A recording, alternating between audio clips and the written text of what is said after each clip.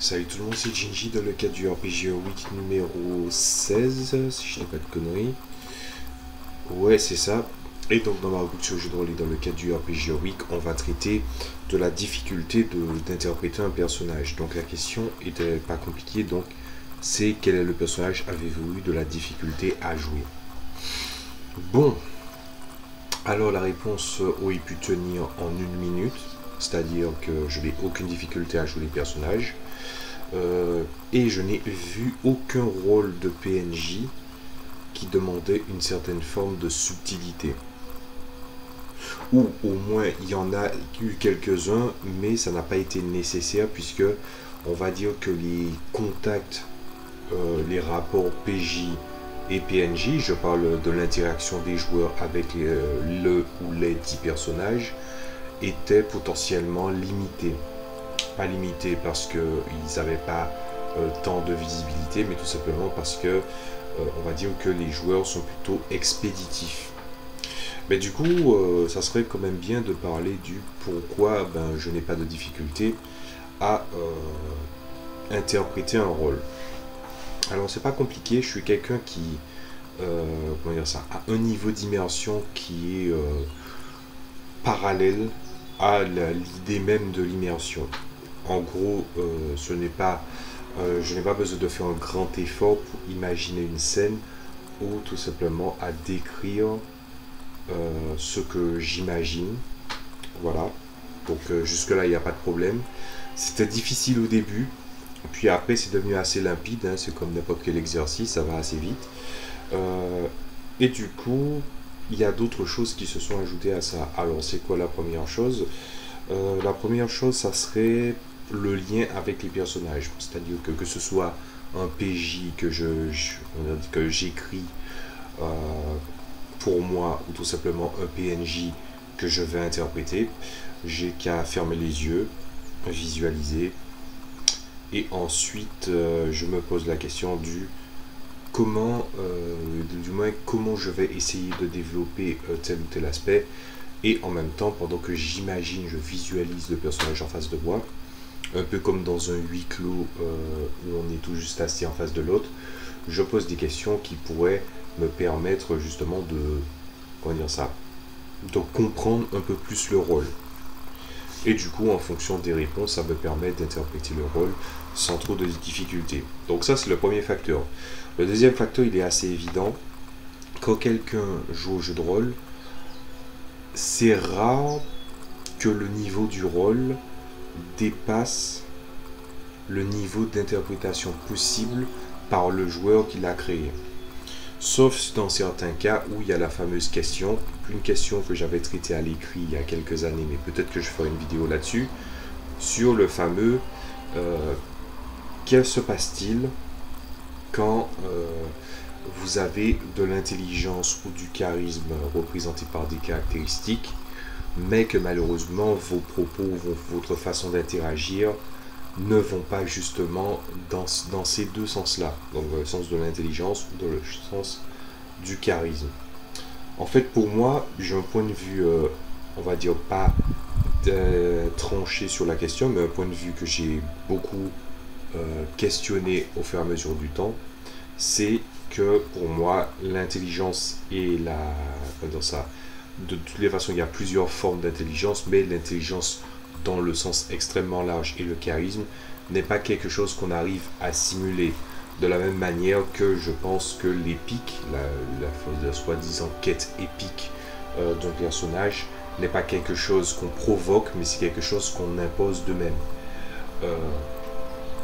Bien sûr, il y a une autre réflexion qui s'est baignée à ça, c'est tout simplement comment un auteur veut retranscrire une scène et comment les gens revoient la scène et ce qui a été présenté, du moins la proposition. Donc toutes ces thématiques qui ont pas nécessairement une dualité, mais qui pèsent de chaque côté de la balance, m'ont bien fait comprendre que déjà dans mes jeux ce n'est pas tant visible que ça, ces caractéristiques n'existent pas, mais au moins ça me permet d'observer les deux facettes d'une même pièce. Et donc du coup, quand on parle d'intelligence ou de charisme, que ce soit pour mes personnages non joueurs ou mes personnages joueurs, je préfère ne pas essayer d'en faire trop. C'est-à-dire que oui, est-ce que le personnage est charismatique? Quand quelqu'un est charismatique, je considère qu'il ne faut pas le dire, il faut le montrer. Mais essayer absolument de le montrer ou de faire des choses qui font paraître ça, ben c'est quelque chose d'extrêmement difficile en soi. Pour prendre un exemple, j'avais fait une citation que pas mal de gens connaissent, avec un personnage qui avait au certains abords l'air, on va dire, pas condescendant, mais il était potentiellement, il n'aimait pas trop le contact humain, entre guillemets, et du coup il avait dit que par rapport à un personnage qui semblait avoir le contrôle total sur sa vie, il lui a répondu que même Wukong, en faisant un grand bond, le plus grand bond qu'il pourrait faire de sa vie, il retombera toujours dans la pomme de Bouddha. Ce qui montrait une certaine arrogance et un certain cynisme de la part du personnage, et aussi du sarcasme. Et il y a ce côté aussi, pas de contre-pied, mais tout simplement de montrer des différentes facettes assez rapidement d'un personnage, qui permet d'une part à identifier la personnalité, on va dire, superficielle du personnage, mais le meilleur se fait après, c'est-à-dire au fur et à mesure des autres rencontres. Donc c'est un personnage que j'avais voulu montrer déjà avec plusieurs objectifs. Déjà, c'est un personnage qui a un grand savoir, mais à l'inverse, n'aime pas le prodiguer puisqu'il n'aime pas les gens. Mais au fur et à mesure où les gens ne voyaient qu'une personne grincheuse ou prétentieuse ou cynique, voilà, ou tout simplement misanthrope, au fur et à mesure du temps, on a perçu le charisme du personnage, tout simplement par non seulement ses paroles, mais aussi ses actes. Et évidemment, ça c'est une règle que j'ai appris. Respecter un rôle, ça ne veut pas dire respecter le cahier des charges de ce qu'on connaît d'un personnage. Tout le monde a une personnalité composée de plusieurs facteurs, de plusieurs traits entre guillemets, mais au final, il peut y arriver que dans certaines situations, dans certaines, on va dire, certaines émotions spécifiques, cette personnalité finit par s'effacer au profit d'une autre, le temps d'un moment ou tout simplement apparaître que dans ces phases-là. En faisant finalement ce spectre de montrer la superficialité, puis ensuite le contact d'une personne, et pour arriver finalement en profondeur au fur et à mesure qu'ils ont des péripéties avec ce personnage-là, finit par justement créer un attachement de ce personnage-là par les joueurs. Voilà. De cette même façon, je peux interpréter la même chose pour, comment dire ça, pour les personnages joueurs, mais je ne procède pas comme ça pour les personnages joueurs souvent. En fait, ce que je préfère faire, c'est au début, je décide de créer un postulat de base. Le plus souvent, c'est je donne sa description physique, je donne son historique, donc c'est-à-dire ses parents, c'est qui exactement, quel parent est encore vivant ou non, de manière officielle, l'histoire qui s'est passée au niveau du personnage, mais aussi il faut savoir susciter, ou plutôt montrer des facettes du background de personnage, pas à certains moments de la campagne où les projecteurs sont posés sur lui, mais tout simplement à partir du moment où la situation se fait sentir et qui pourrait sortir d'un cadre qu'on va pas appeler ordinaire, mais qu'on va dire qui reste dans le cadre basique de la campagne. C'est-à-dire que, prenons un exemple, si votre campagne est tournée vers l'enquête, ben, il y aura forcément des moments d'enquête où il aura sa personnalité, on va dire, superficielle, mais par exemple lors de phases où il s'agira vraiment de bataille, de drame, de conflit, de vengeance, il y aura une autre facette du personnage qui va se révéler, peut-être par rapport à son passif, ou tout simplement montrer une certaine forme de, on va dire, de contact avec cet élément, de cette autre phase de sa vie qu'il n'avait pas prévu, et à ce moment-là, c'est l'expérience en cours qui va déterminer sa personnalité. Donc il y a plusieurs façons de traiter un personnage, il y a plusieurs façons de régler la chose, autant par les PNJ et les PJ. Et le truc qui est intéressant, c'est que dans les deux cas, on peut faire ce qu'on veut. Donc voilà. C'est pour ça que j'ai pas de difficulté. Je pense que j'ai donné deux bons exemples. Qu'est-ce que je pourrais dire encore? Ça m'est aussi arrivé que quand je fais un personnage, je pense que de toutes les façons, ça va arriver à un moment ou à un autre. Que ce soit dans le RPG Heroic, mais aussi parce que je ferai une vidéo un peu plus poussée dans quelques mois. Il y a le moment où, quand je crée un personnage, je peux décider, et c'est quelque chose que je fais assez souvent, c'est que je décide de dire la thématique qui sera centrale sur mon personnage, c'est ça.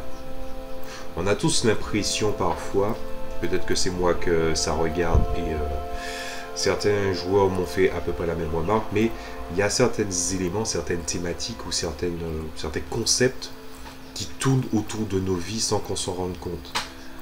Après, on va dire que ça va animer les personnes qui pensent que le monde c'est un véritable jeu de rôle, une fresque ou une pièce de théâtre créée par les dieux, ce genre de conneries.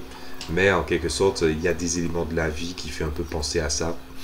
Et du coup, créer des thématiques autour des personnages et aussi voir la réponse qu'ils ont envie de donner au fur et à mesure de leur vie jusqu'au moment où on arrête d'interpréter le personnage parce qu'on juge qu'on a tout traité. Ça fait aussi que j'ai un petit peu moins d'attache aussi à garder un personnage très longtemps. Je veux dire, quand j'ai traité une thématique et je l'ai traité assez longtemps, une thématique peut se finir en 3 parties ou tout simplement dans 1 an, dans 2 ans. Mais quand j'ai traité toutes les thématiques, quand je lâche mon personnage, déjà je suis pas quelqu'un de nostalgique. Je veux dire, je comprends la nostalgie, mais en même temps je comprends la nostalgie dans sa définition, mais je ne la ressens pas. Donc, j'ai pas cette espèce d'envie de repérépéter, de rejouer ce personnage-là pour encore un autre show et encore un autre show. Donc, c'est pas trop mon délire. Donc, du coup, ce qui m'émerveille aussi, c'est que par exemple, dans mon JDR principal, Soulsrun, ce qui se passe, c'est que à la fin, quand j'ai fini un personnage, je suis arrivé au bout. La plupart du temps, le personnage devient un PNJ. Et en l'imaginant ce qu'il fait, au moment où je vois l'univers bouger pendant que je suis en train d'écrire des lignes, et que je jette un œil en parallèle sur ce que fait le personnage, je vois que sa vie prend un tournant, sa vie prend, on va dire, un chapitre, mais un chapitre que je verrai à côté, sans que moi j'ai à écrire les lignes, si vous voyez ce que je veux dire. Le moment où finalement, notre œuvre n'est plus notre œuvre, elle perd son contrôle, on perd le contrôle de cette œuvre-là, mais elle vit d'elle-même aussi. Voilà. Donc c'est tout, finalement j'ai bien résumé tous les facteurs qui font que je n'ai pas de difficulté à jouer un personnage. Après c'est vrai que j'aurais voulu avoir un RP assez fort, gérer mieux les intonations, ce genre de choses-là. Alors là, il faut dire que il y a des moments où ça passe, il y a des moments où ça passe pas, forcément on peut pas être fort partout. Mais lorsqu'on parle d'interprétation pure et non pas on parle pas de RP assez strict, puisque bon, ça pourrait être chiant en fonction du format de JDR. Du coup, moi j'ai aucun problème à interpréter mes personnages. Ensuite, est-ce que j'aurai ce problème avec un prix tiré? Je ne sais pas. Est-ce qu'on m'a imposé un personnage? Je ne sais pas non plus. Et si vraiment je n'ai pas envie de jouer tel ou tel personnage ou aucun choix ne me convient, ça voudrait dire que le JDR qui m'est proposé ne me convient pas. Donc la question ne se posera pas. Donc voilà mon point de vue là-dessus.